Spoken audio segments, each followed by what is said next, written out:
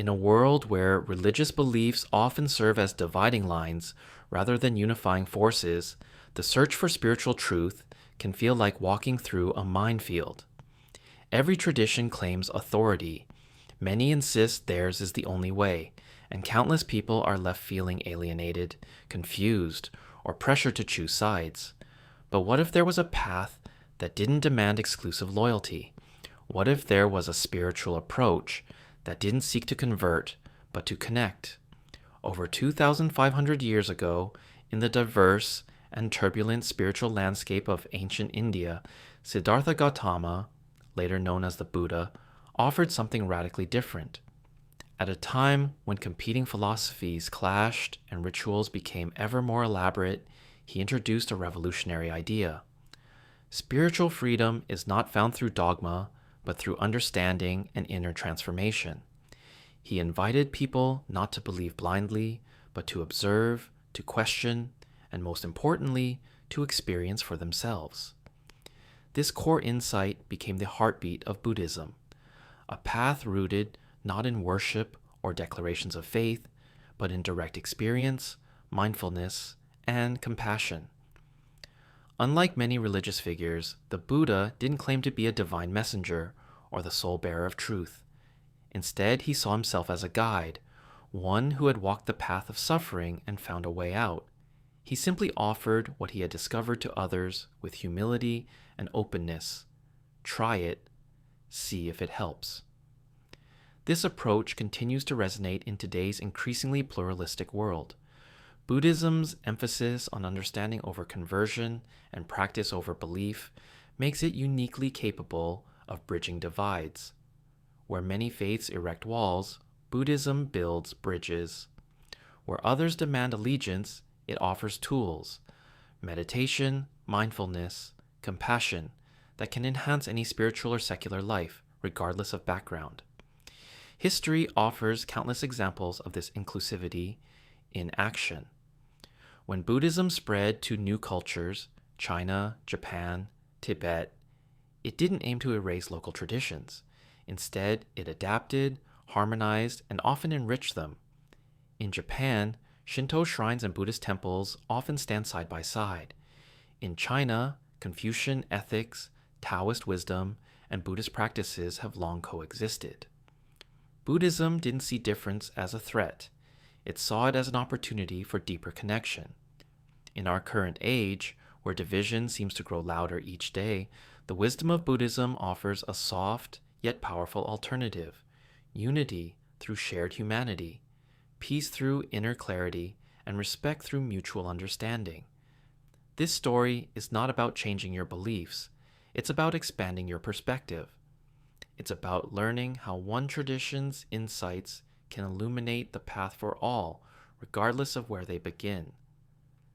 This is the story of how Buddhism became not just a religion, but a living bridge, linking hearts, beliefs, and the timeless quest for meaning. In a world teeming with diverse beliefs and unwavering convictions, the quest for spiritual truth often leads to conflict. Most religions assert their path as the only true route to divinity, insisting, "Follow us," or face dire consequences. Yet, amidst this landscape of exclusivity and division, a revolutionary figure arose over 2,500 years ago, Buddha. His teachings ignited a wave of change in how humanity could approach spirituality, offering a perspective that could resonate even today. Imagine living in ancient India, where various philosophies clash daily. You would witness fervent Vedic priests conducting elaborate fire rituals, ascetics denying their very existence to free their spirits, and philosophers fervently debating the nature of the soul. Each group claimed to possess the exclusive key to salvation, leaving ordinary people caught in a whirlwind of confusion and fear. Among this cacophony emerged Siddhartha Gautama, the man who would become the Buddha, with a radically different voice. Buddha observed the suffering around him, seeing that despite the elaborate rituals and extreme practices, individuals remained deeply unsatisfied. The realization struck him: the path to enlightenment was not about adhering strictly to dogma, but about alleviating suffering. Instead of further complicating spirituality with doctrines of exclusivity, he made a remarkable proposition. Try these practices and see if they work for you. A revolutionary approach. This approach was nothing short of revolutionary, shattering the existing paradigms of religious thought. When confronted by those eager to challenge his teachings, Buddha's response was simple yet profound. Has following your practices actually ended your suffering? This question redefined the discourse around spirituality. Unlike other religious leaders who engaged in fierce debates about whose God was superior, Buddha emphasized practical results over divine authority. He perceived himself not as a god or prophet, but as a guide inviting others to explore their own experiences. This distinction allowed him to develop profound connections with individuals from varying backgrounds. Keep your gods, he would say, but let me show you a deeper way to find peace through meditation. To illustrate this notion, consider the story of a group of fire worshippers who believed their rituals alone could lead to salvation. When they came to debate with Buddha, he surprised them by saying, "Your sacred fire rituals are valuable, but let's explore another kind of inner fire you can cultivate." He explained that emotions like anger and greed are also fires that burn within us, urging them to master these inner flames through meditation. Instead of dismissing their beliefs, Buddha offered tools to enhance their understanding and deepen their practice. This method was not about shaming others' faith, it was about enriching it. By seeking common ground between different beliefs, Buddhism built bridges rather than walls. A cultural confluence. As Buddhism spread particularly into regions like China, the fruits of this approach became evident. Rather than attempting to erase existing traditions like Taoism or Confucianism, Buddhist teachers harmonized their ideas, saying, "Let us show you how our meditation can enhance your understanding of the Tao." This cooperative stance seeded a rich cultural exchange, allowing Buddhism to flourish without antagonism. In Japan, stunning temples emerged where both Shinto and Buddhist practices coexist peacefully under one roof. Visitors today still witness rituals that seamlessly blend these beliefs, such as bowing to Shinto gods and ringing Buddhist bells, all with mutual respect. This is a testament to Buddhism's adaptability and its ability to unify rather than divide. Throughout history, wherever Buddhism found root, it inspired innovation. In areas like ancient Gandhara, cross-cultural dialogues resulted in the first statues of Buddha inspired by Greek artistry, representing a new fusion of ideas.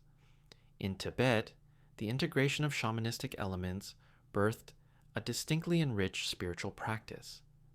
The essential brilliance of Buddhist teachings lies in their relatability and accessibility. Each interaction enhanced rather than weakened beliefs. In a time fraught with conflict, this message of inclusion and understanding became a beacon of hope. But why does this ancient wisdom hold significance today?